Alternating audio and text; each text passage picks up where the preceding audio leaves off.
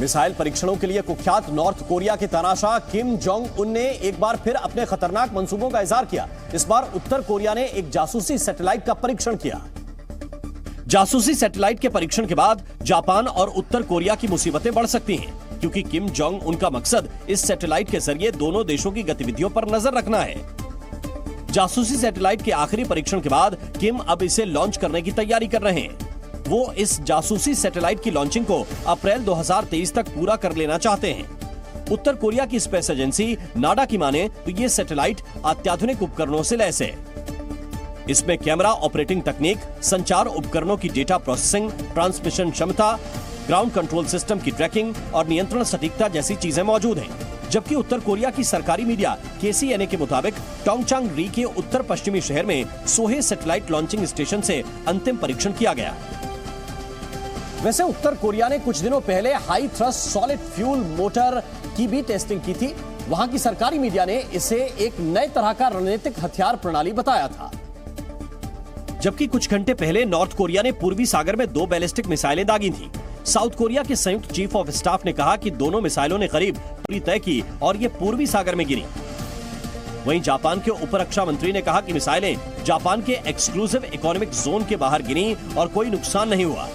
अंतर्राष्ट्रीय प्रतिबंधों के बावजूद नॉर्थ कोरिया ने इस साल बड़ी संख्या में मिसाइल परीक्षण किए हैं। के मुताबिक उसने इस साल 35 बार मिसाइल टेस्टिंग की है, जबकि साउथ कोरिया और अमेरिका का कहना है कि इस तरह के उकसावे से नॉर्थ कोरिया को ही नुकसान होगा। उत्तराखंड के चमोली में कड़ाके की ठंड पड़ रही है। चमोली के ऊंचाई वाले इलाकों में तापमान -15 डिग्री सेल्सियस तक पहुंच गया है। नीति घाटी में ठंड का सितम ऐसा है कि घाटी में बहने वाले झरने और नदी नाले पूरी तरह जम गए हैं। बिहार के बेगूसराय में उद्घाटन से पहले ही एक पुल के ढहने से हड़कंप मच गया है। जानकारी के मुताबिक ये पुल 14 करोड़ की लागत से बनाया गया था और जल्द ही इसका उद्घाटन होना था। मोतिहारी में पेट्रोल पंप के सामने खड़े एक ट्रक में अचानक आग लग गई। हालांकि गनीमत की बात यह रही कि आग की लपटें पेट्रोल पंप तक नहीं पहुंची और बड़ा हादसा होने से टल गया। बिहार के दानापुर में रेलवे स्टेशन के पास बनाई जा रही अवैध शराब को पुलिस टीम ने नष्ट किया। पुलिस के मुताबिक महुआ के इस्तेमाल से यहां खुलेआम शराब बनाई जा रही थी। केंद्रीय मंत्री अनुराग ठाकुर ने चीन के मुद्दे पर राहुल गांधी और कांग्रेस पर पलटवार किया। उन्होंने राहुल पर चीन के नाम पर भय फैलाने का आरोप लगाया और कहा कि वो सेना पर सवाल उठा रहे हैं। अनुराग ठाकुर ने सवाल किया कि डोकलाम तनाव के दौरान राहुल गांधी किसके साथ बैठे थे। जब डोकलाम की घटना हुई तो चीन के अधिकारियों के साथ राहुल गांधी पाए गए। क्या पी रहे थे, क्या बात कर रहे थे, ये उनको देश को बताना चाहिए। अनुराग ठाकुर ने कांग्रेस और चीन में साठ-गांठ का भी आरोप लगाया। राजीव गांधी फाउंडेशन को क्या चीनी दूतावास से पैसा लिया गया? तो क्यों लिया, क्यों दिया पैसा?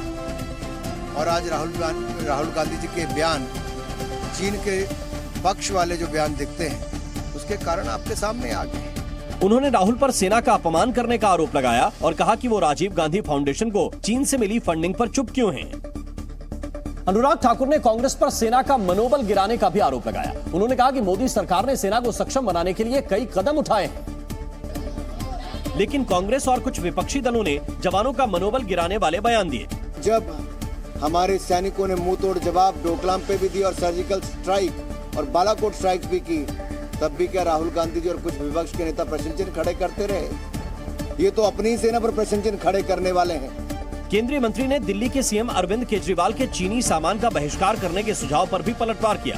उन्होंने कहा कि मोदी सरकार पहले ही आत्मनिर्भर भारत बनाने के लिए काम कर रही है। देखिए, जो लोग अपने वोट बैंक की राजनीति के लिए आतंकवादी समर्थकों के घरों में जाकर रहते हैं, कई घंटे और रातें बिताते हैं,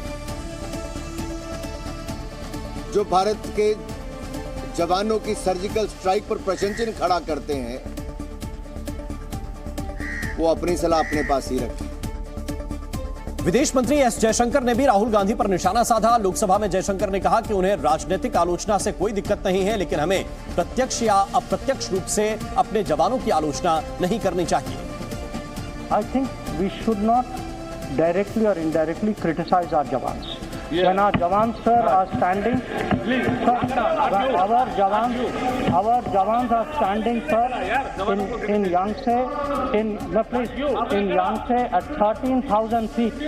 At 13,000 feet, they are standing there defending our borders. They do not deserve to have the word pitai. The word pitai should not be used for our jawans, sir. Sir, our jawans are standing their ground, so they should be respected, they should be honored, they should be appreciated. This is not something which is appropriate. AIMIM के अध्यक्ष असदुद्दीन ओवैसी ने चीन के मुद्दे पर एक बार फिर सरकार को घेरा। उन्होंने सवाल किया कि सरकार बहस से क्यों भाग रही है। ओवैसी ने कहा कि सरकार को इस मुद्दे पर सामने आना चाहिए और देश के सामने सभी तथ्यों को रखना चाहिए। इस दौरान उन्होंने सेना को बहादुर और सरकार को कमजोर बताया। मोदी सरकार ट्रांसपेरेंट नहीं है, नंबर 1।